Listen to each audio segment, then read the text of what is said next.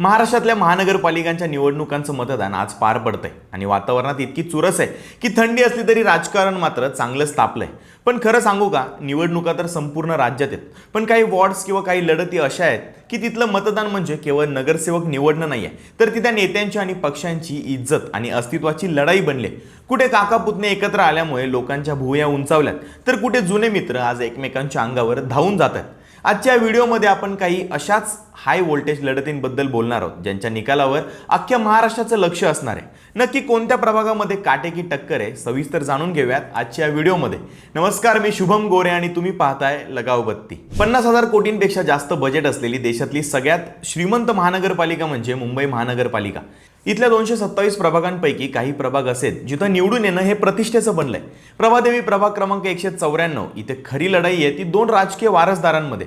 उद्धव ठाकरे गटाचे आमदार सुनील शिंदे यांचे बंधू निशिकांत शिंदे विरुद्ध एकनाथ शिंदे गटाचे आमदार सदा सरवणकर यांचे पुत्र समाधान सरवणकर। प्रभादेवी हा शिवसेनेचा बालेकिल्ला मानला जातो, त्यामुळे खरी शिवसेना कोणाची याचा निकाल या प्रभागात बघायला मिळेल। तर कुलाबा प्रभाग क्रमांक 225 मध्ये विधानसभा अध्यक्ष राहुल नार्वेकर यांच्या भाऊजाई हर्षिता नार्वेकर विरुद्ध शिंदे गटाच्या सुजाता सानप आणि ठाकरे गटाचे अजिंक्य धात्रक अशी त्रिकोणी लढत आहे। विशेष म्हणजे महायुतीत असूनही इथे भाजप आणि शिंदे गट या प्रभागामध्ये आमने सामने लढतात। एकेकाळी एकमेकांचे सोबती असलेले शिंदे गटाचे संजय घाडी आणि ठाकरे गटाच्या सुजाता पाटेकर यांच्यात प्रभाग क्रमांक 5 साठी अटीतटीची लढत आहे। मराठी माणूस, मराठी अस्मिता आणि हिंदुत्व या 3 मुद्द्यांवर मुंबई महानगरपालिका निवडणुकीकडे सगळ्यांचंच लक्ष आहे।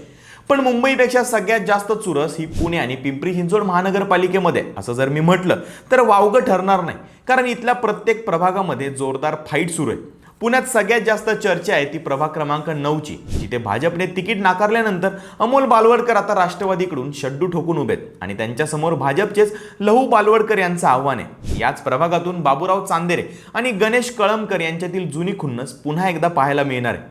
तर प्रभाग क्रमांक 10 मध्ये गुंड गजा मारणे यांच्या पत्नी जयश्री मारणे या राष्ट्रवादी काँग्रेसच्या तिकिटावर लढतात आणि त्यांच्यासमोर भाजपच्या रुपाली पवार या उभ्या ठाकल्यात। भाजपचे शहराध्यक्ष धीरज घाटे पुन्हा एकदा महानगरपालिकेच्या निवडणूक रिंगणामध्ये प्रभाग क्रमांक 27 मधून उभे असून त्यांच्या विरोधात शिवसेनेतून राष्ट्रवादीत गेलेले अशोक हरनावळ यांचं तगडं आव्हान उभं केलंय।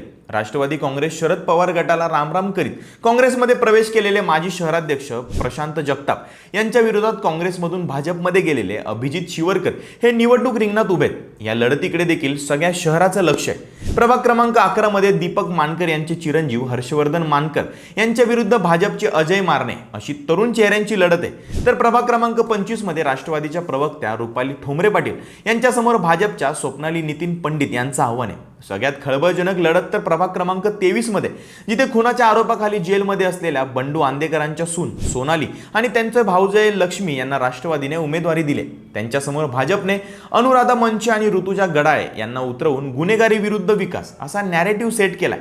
तसेच कसब्याच्या प्रभाग क्रमांक 24 मध्ये गणेश बिडकर आणि रवींद्र धंगेकर यांचे पुत्र प्रणव धंगेकर यांच्यात होणाऱ्या लढतीवर सुद्धा महाराष्ट्राचं लक्ष असणार आहे।